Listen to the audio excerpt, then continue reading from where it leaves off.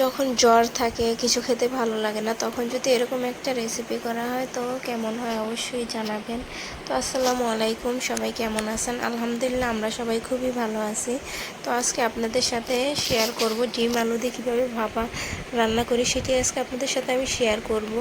তো এই জন্য এই জায়গাতে পেঁয়াজ, মরিচ, হলুদের গুঁড়া, মরিচের গুঁড়া, ধনিয়া গুঁড়া আর ভাজা জিরা গুঁড়া দিয়ে ভালোভাবে পেঁয়াজটা আর মরিচটা ভালোভাবে মেখে নিতেছি। তো এটা কিন্তু যতটা ভালোভাবে মাখা হইবে ততটাই খেতে স্বাদ হইবে। তো দিয়ে দিলাম পরিমাণ মতন লবণ, স্বাদ মতন। তো আপনারা আপনাদের মন মতন ঝালটা দিবেন, কারণ আমার বাচ্চারা ঝাল খেতে পারে না, এর জন্য ঝাল একটু কম দিলাম। তো দিয়ে দেব সে কুচিয়ে রাখা আলুগুলো।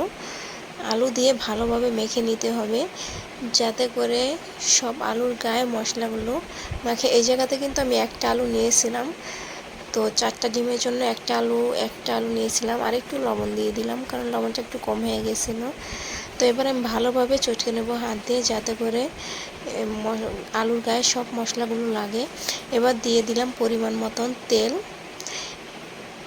এবার আমি ভালোভাবে আরও কিছু সময় মেখে নিয়েছি। এবার দিয়ে দেবো 4টা ডিম দিয়ে ভালোভাবে আবার মেখে নেব কিছু সময়ের জন্য। এবার আমি ডিমটা ভাপা দিয়ে দিলাম কড়াইয়ের ভিতরে পানি দিয়ে, তো উপরে সরা দিয়ে ঢেকে দিলাম। ডিমটা কিন্তু সুন্দরভাবে সিদ্ধ হয়ে গেছে। এবার আমি কাঠি দিয়ে দেখিয়ে দেব, দেখেন কাঠির সাথে কিছু ওঠে না, এর মানে ডিমটা কিন্তু ভালোভাবে সিদ্ধ হয়ে গেছে। এবার আমি ডিমটা নামিয়ে নেব।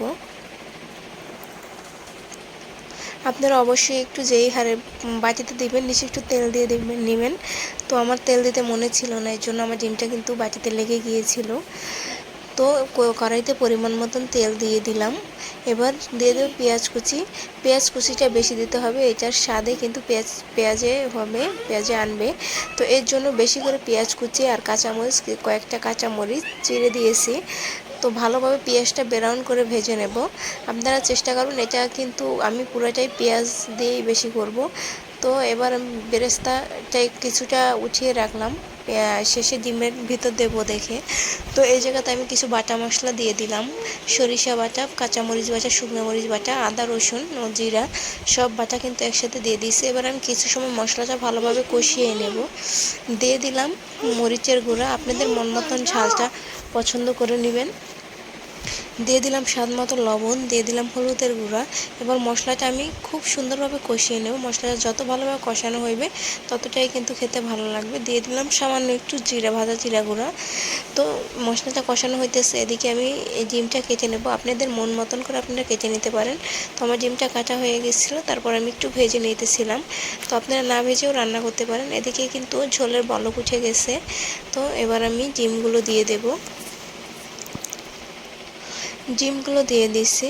তো যারা আমার ভিডিওটা দেখতেছেন না এখনও ফলো দেন, অবশ্যই ফলো দিয়ে দিবেন, শেয়ার করে দিবেন, লাইক করবেন, কমেন্ট করবেন। আর যারা ইউটিউব থেকে দেখতেছেন তারা অবশ্যই লাইক করবেন, শেয়ার করে দিবেন, সাবস্ক্রাইব করে বেল আইকনটি বাজিয়ে দেবেন, যাতে করে আমার পরবর্তী ভিডিওটা আপনাদের কাছে পৌঁছায়। তো ডিমগুলো একটু ঝোল থাকতে দিলে ডিমের ভিতরে সব যাবে। তো ডিমটা হয়ে গেছে, এবার পেঁয়াজের বেরেস্তাটা দিয়ে নামিয়ে নেব। তো সবাই আমার ভিডিওটা শুরু থেকে শেষ পর্যন্ত দেখার জন্য অসংখ্য ধন্যবাদ আপনাদের। সবাই আমার পাশে থাকবেন, আমাকে সাপোর্ট করবেন, আমাদের জন্য দোয়া করবেন। আজকে এই পর্যন্ত, আল্লাহ হাফেজ।